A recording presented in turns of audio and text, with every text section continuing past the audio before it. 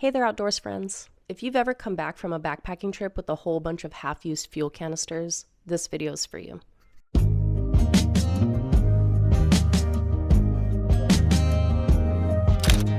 I went through the lengthy process of figuring out how to consolidate and then recycle fuel canisters, specifically here in Southern California, so I hope I can save somebody else some time. Today we're going to break down how to 1. Consolidate fuel canisters, and then 2. How to recycle them specifically in Southern California. If you're an organized type of person, sometimes our fuel cabinet here at the Outward Bound Adventures office can feel like a little bit of a nightmare.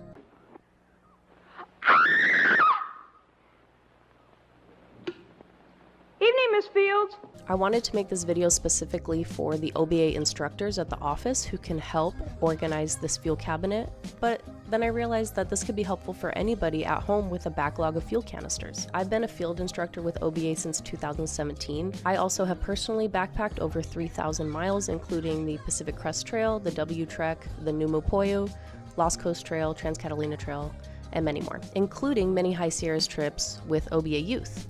OBA's been taking kids into the High Sierras since the 1960s, which means we always have leftover fuel canisters. Maybe if you're close to our office in Pasadena, maybe you could even drop by while you're consolidating your fuel canisters and say, hey, do you guys have any half-empty fuel canisters that I could take to recycling for you?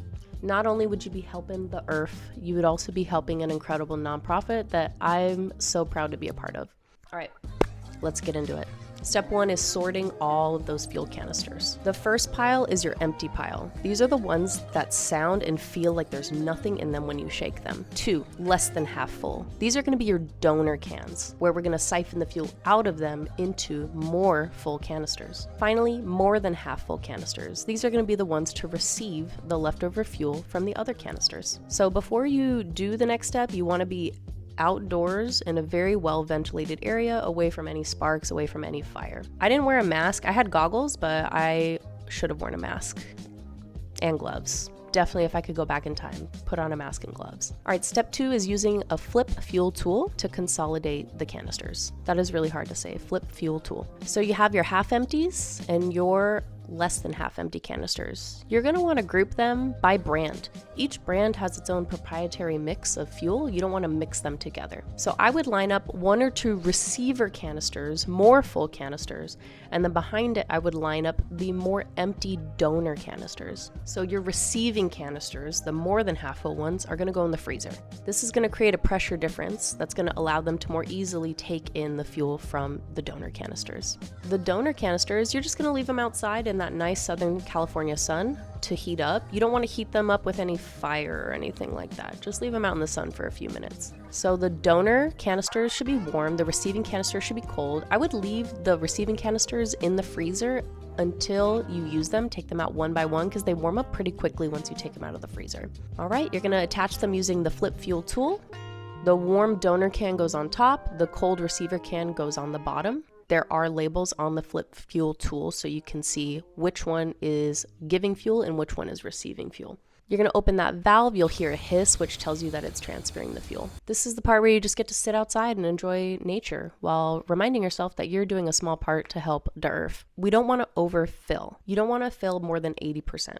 I found it helpful to have a brand new fuel right next to me to kind of compare, and I would just shake it weight-wise. If I was more precise, I would have had a scale, and I would have compared it to the original weight on the website. So for example, this fuel canister had original gross weight of 23 ounces. I would have just done 80% of that. But I just kind of shook a new one, shook the receiving can and said, close enough. When it sounds like it's done, there's no more hissing, you're gonna close the valve and detach them, attach another donor can, and repeat the process until that canister is 80% full. All right, so now you have your 80% full canisters and you have your empty canisters. Now we have to process those for recycling. Unfortunately, we can't just toss these in our recycling bin. The recycling center won't accept it unless there's a hole drilled into it, which tells them that they are truly empty. And it's a lot safer to recycle them when there's no pressure inside. There is a device you can use to puncture a hole in the canisters, but I read some comments that said you can just do it with a drill, so that's what I did. And listen, this part gave me a straight up panic attack, maybe because it specifically says on the fuel canister, do not puncture. So I called the wonderful people at REI Arcadia and they assured me that this is totally normal, people do it all the time, and they talked me down from the ledge. So what I recommend is drilling very, very slowly, so to not create any sparks with the metal. And at some point, you're gonna get your first little tiny hole in the canister. It's gonna hiss. Even if that canister felt empty, there's still a pressure difference between inside the canister and outside. Once you get that tiny little hole, I would just let it vent and move on to your next canister. When it's done hissing at you, then you can go back in and drill that complete hole to avoid any kaboomies. And look, at some point you'll have all of these perfectly empty fuel canisters. One of mine was not completely empty, and there was, after I drilled the hole, there was some liquefied fuel in there, and I actually spilled it on my clothes and my skin. I didn't die. Hopefully there's no deleterious health effects in the future, but just again, another reminder to wear some gloves. Definitely make sure you have some goggles on and a mask. I will definitely be doing that next time. All right, we've made it to the last part, which is dropping things off at a smart recycling facility. So here on the screen, you'll see some of the smart facilities. Some of them are temporarily closed. So even though from our office in Pasadena, the Glendale one would have been most convenient, it's currently closed, so we had to go to the East Valley Safe Drop-Off Center in Sun Valley. I would call ahead of time and just confirm that they are still accepting this particular item, and also if there's specific days. So for the fuel canisters, I was told that they have to be dropped off on Saturday or Sunday, so I had to go on the weekend. Before you go to the smart facility, make sure that it's in a separate box in the trunk of your car so that they can easily identify what you're donating and just take that out and don't have a bunch of stuff in the trunk as well. So here's some footage of me at the East Valley Safe Drop-Off Center. It was a super fast, super easy process. It took no time at all. I got there right when they opened and there was no line. It was great. All right, that's it. After all of those steps, you did it. You safely recycled backpacking fuel canisters. Look at this beautiful organized fuel cabinet. By taking these extra steps, you've not only reduced waste and saved money, but you're also modeling responsible outdoor stewardship. Wow, you're such a good person. You're probably wondering at this point, am I better than everyone?